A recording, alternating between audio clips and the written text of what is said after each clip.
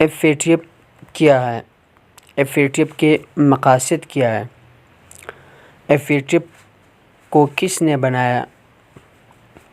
F A T F کے بارے میں حکومت جو بل پاس کرنے والی ہے اور اپوزیشن اس کو ناکام کرنے والا ہے، اس کے پیچھے کیا ہے؟ آج میں آپ لوگوں کے سامنے ایف اے ٹی ایف کی ایک مختصر سی تعریف رکھوں گا۔ ایف اے ٹی ایف کا جو اصل مطلب ہے وہ ہے فائنینشیل ایکشن ٹاسک فورس۔ اس کا قیام کا فیصلہ 30 سال قبل G7 ملکوں نے 1989 میں فرانس میں منعقد ہونے والے اجلاس میں کیا تھا۔ بعد ازاں G7 اتحاد کے ممبران کی تعداد 16 ہوئی، جو اب بڑھ کر 39 ہو گئی ہے۔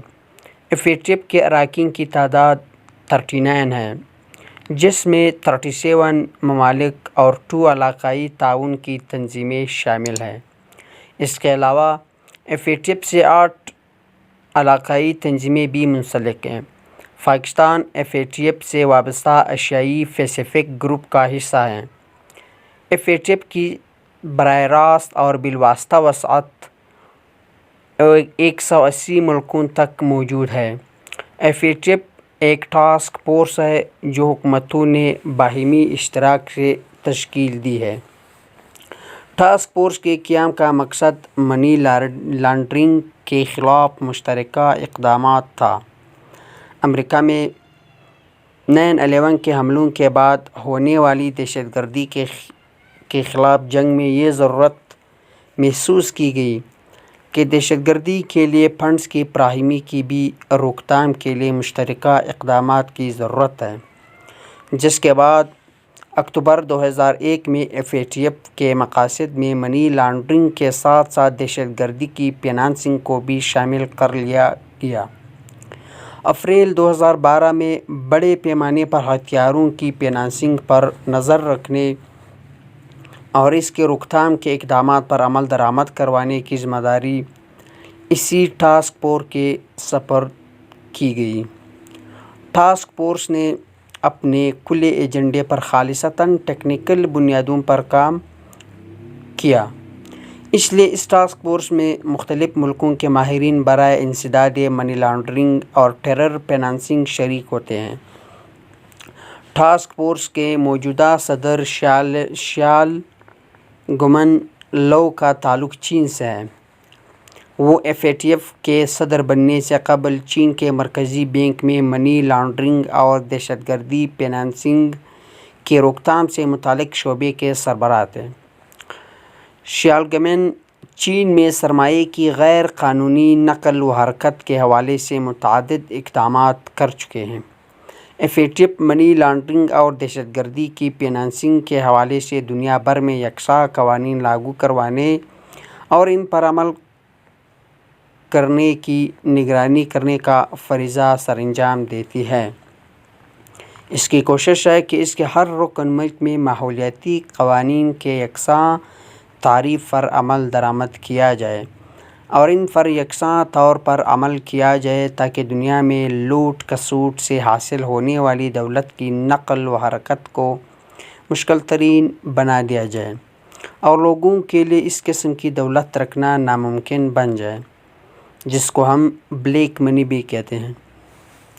بلیک منی اس رقم کو کہا جاتا ہے جو کسی ملک سے غیر قانونی طریقوں پر یعنی بنا ٹیکس دیے ہم نکال لیتے ہیں۔ منی لانڈرنگ بھی وہ پیسہ ہے جس کو ہم حاصل کرتے ہیں اور وہ بلیک منی ہے جس کو ہم بنا ٹیکس دیے ایک ملک سے دوسرے ملک میں ٹرانسفر کرتے ہیں۔ ایف اے ٹی ایف نے اپنے قیام کے پہلے 2 برسوں میں تیزی سے کام کیا اور 1990 تک تجاویز کا پہلا مسودہ تیار کیا۔ بعد ازاں 1996، 2001، 2003 اور 2012 میں یہ اپنی دیگر تجاویز بھی پیش کر چکی ہے۔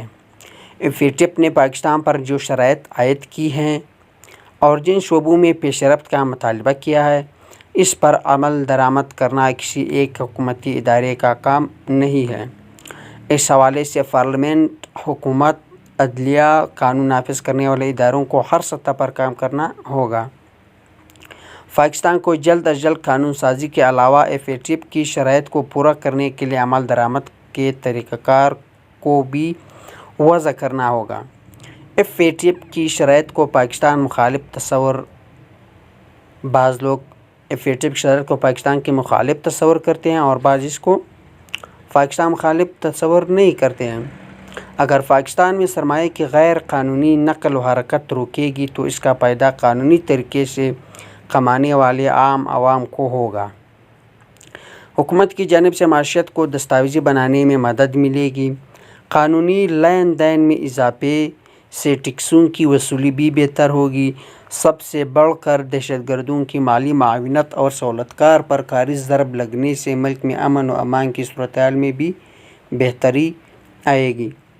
یہ FATF کی ایک مختصر سی جو ہم نے کوشش کی کہ آپ کو FATF کے بارے میں مختصر سی معلومات دیں، یہ FATF کی معلومات ہے۔